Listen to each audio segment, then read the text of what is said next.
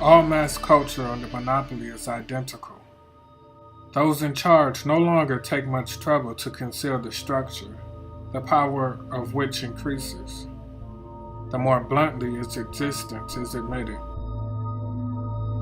Films and radio no longer need to present themselves as art.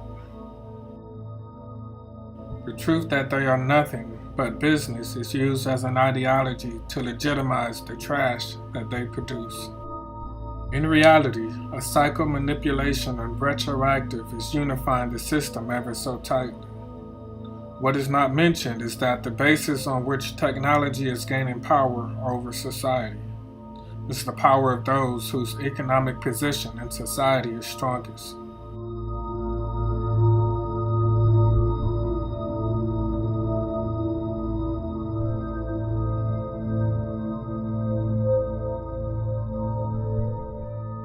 Any trace of spontaneity in the audience of the official radio is steered and absorbed into a selection of specialization by talent spotters, performance competition, and sponsored events of any kind.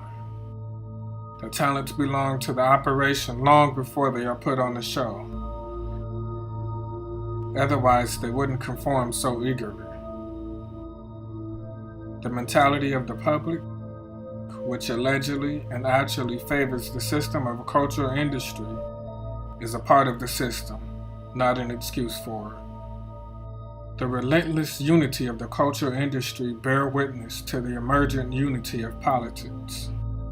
The advantages and disadvantages debated by enthusiasts serve to only perpetuate the appearance of competition and choice. The products of the cultural industry are such that they can be alertly consumed even in a state of distraction.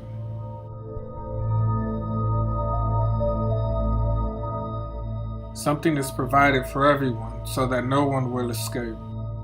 Differences are hammered home and propagated on the charts of research organizations, indistinguishable from political propaganda. Consumers are divided up as statistical material into red, green, and blue areas according to income group. The cultural industry is the most inflexible of all. Anyone who wishes to survive can only survive by being incorporated. The ruler no longer says, either you think as I do or you die. He says you are free not to think as I do. Your property, all that you shall keep. But from this day on, you will be a stranger among us. Anyone who does not conform is condemned to economic impotence. Disconnected from the mainstream, he is easily convicted of inadequacy. The industry bows to the vote it has itself rigged. By artfully sanctioning the demand for trash, the system inaugurates total harmony. The machine is rotating on the spot while it already determines consumption.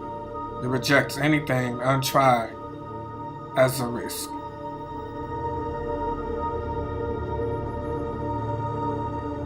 Nothing is allowed to stay as it was. Everything must be endlessly in motion. The more all-embracing the cultural industry has become, the more pitilessly it has forced the outsider into either bankruptcy or a syndicate. Its victories are twofold. What is destroyed outside its sphere is reproduced indefinitely within it as lies. Entertainment is the prolongation of work under late capitalism. It is sought by those who want to escape the mechanized labor process so that they cope with it again. The only escape from process and factory and office is adaptation to it in leisure time. This is the incurable sickness of all entertainment. Amusement congeals into boredom, since to be amused must cost no effort. The spectator must need no thoughts of his own. The product prescribes each reaction, not through any actual coherence, but through signals. Any logical connection presupposing mental capacity is scrupulously avoided. Developments are to emerge from the directly preceding situation, not from the idea of the whole. The enjoyment of the violence done to the film character turns into violence against the spectator. Distraction becomes exertion.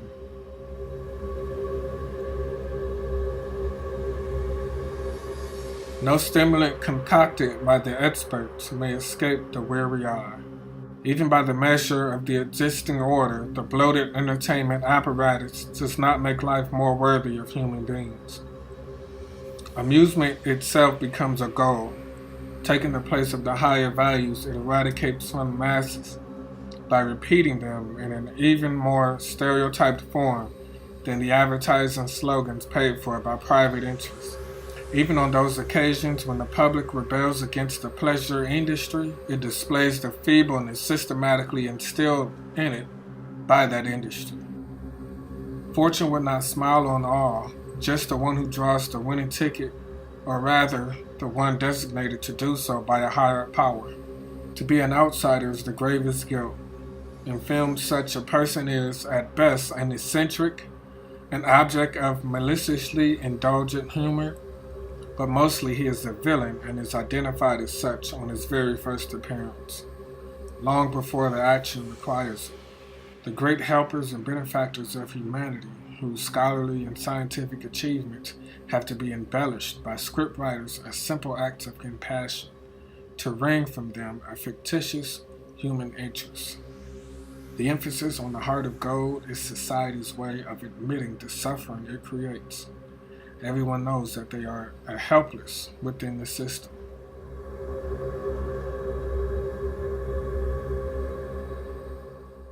Existence in late capitalism is a permanent rite of initiation.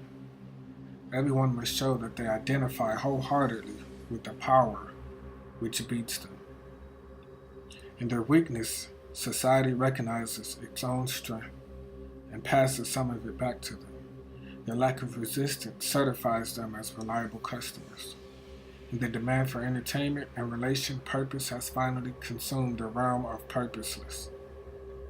Everything has value only insofar as it can be exchanged, not insofar as it is something in itself.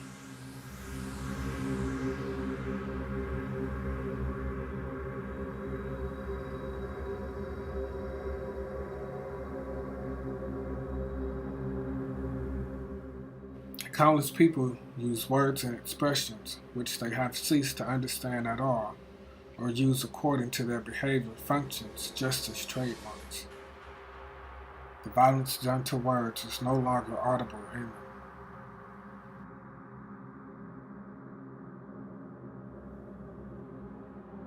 The most intimate reactions by human beings have become so refined, even to themselves, that the idea of anything peculiar to them survives only in extreme abstraction.